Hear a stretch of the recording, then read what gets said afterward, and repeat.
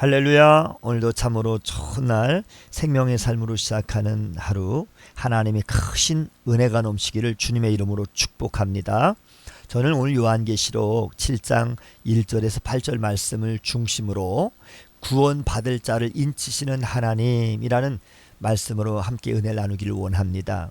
중요한 계약을 할 때 도장을 찍거나 서명을 합니다. 이런 행위는 계약 내용을 반드시 지킬 것이고 어길 경우에는 응당한 대가를 치르겠다라고 하는 약속을 의미합니다.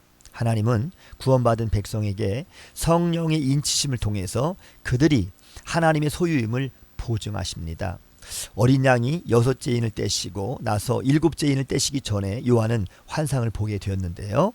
네 천사가 땅 네 모퉁이에 서서 바람을 붙잡아 땅에나 바다나 각종 나무에 불지 못하게 하고 있는 그런 환상이었습니다. 여기서 땅 네 모퉁이는 온 세상을 의미하고요. 바람은 마지막 때 세상에 임할 재앙을 암시합니다. 이는 네 천사가 땅과 바다를 해롭게 할 권세를 받았다라고 하는 말씀을 보아서도 알 수가 있습니다. 하나님의 인을 가지고 해돋는 데부터 올라온 다른 천사는 네 천사를 향해서 잠시 동안 재앙을 기다리라고 외쳤습니다. 자신들이 하나님의 종들의 이마에 인치기까지 아무것도 해하지 말고 대기할 것을 명한 것입니다. 천사가 하나님의 종들의 이마에 치는 하나님의 인은 짐승의 표와 대조를 이루는 것입니다. 하나님의 보호와 하나님의 구원을 상징하는 것입니다. 그러므로 요한이 본 환상은 하나님의 인침을 받아 구원받은 백성이 하나님의 보호하심 속에서 종말의 재앙을 당하지 않게 될 것을 의미하는 것이죠.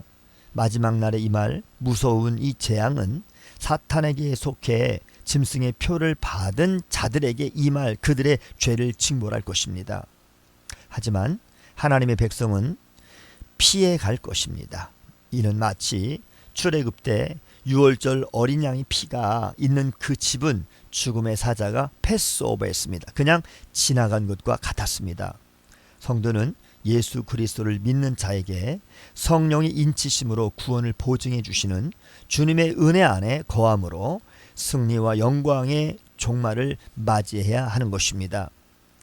또한 요한은 이스라엘 중에 하나님의 종들로 인침받은 자의 수가 14만 4천이라고 들었다라고 증언합니다. 여기서 이스라엘은 문자적인 의미의 이스라엘을 가리키는 것이 아니라 하나님의 언약을 받은 영적인 이스라엘, 즉 모든 그리스도인을 의미하는 것으로 보입니다. 그러므로 14만 4천이라고 하는 수도 문자 그대로가 아니라 영적인 의미로 해석되어야 하는 것입니다. 이는 12지파를 열거한 기록을 살펴보면 알 수가 있는데요. 야곱의 장자였던 루벤을 먼저 기록하지 않고 유다가 제일 먼저 기록되어 있는 것은 이 기록이 육적인 이스라엘이 아니라 영적 백성을 가리키고 있음을 증언하는 것입니다. 유다 지파는 메시아의 언약을 받은 지파로 영적인 장자의 직분을 수행했습니다. 또한 우상 숭배로 망가진 단 지파와 에브라임 지파 대신에 레위 지파와 요셉 지파가 포함되어 있습니다. 이러한 지파의 목록은 여기에 언급된 이스라엘의 영적인 의미를 지니고 있음을 암시하고 있는 것입니다. 또한 지파마다 1만 2천씩 합이 14만 4천이 된 것을 보면 단순히 백성의 수를 나타낸 것이 아님을 알 수가 있는 것이지요. 하나님은 구원하기로 작정하신 모든 자가 구원의 인을 받기까지 구원 역사를 행하실 것을 약속하신 것입니다. 이단들은 이 숫자를 문자적으로 해석해서 자기들만 구원을 받는다라고 그렇게 주장을 하기도 합니다. 그러나 성도는 14만 4천이라고 하는 이 숫자에 얽매이지 말고 성령의 인침을 받은 온전한 하나님의 백성으로서 구원의 확신을 가지고 거룩한 길로 행하는 데 힘써야 하는 것입니다.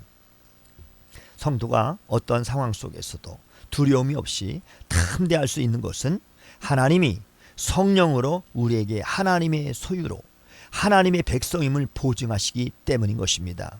오늘도 복된 날 구원의 확신 가운데 하나님의 백성답게 하나님의 거룩하심 같이 거룩하게 힘쓰며 하나님께 영광을 돌리는 성도가 되시기를 주님의 이름으로 축복합니다.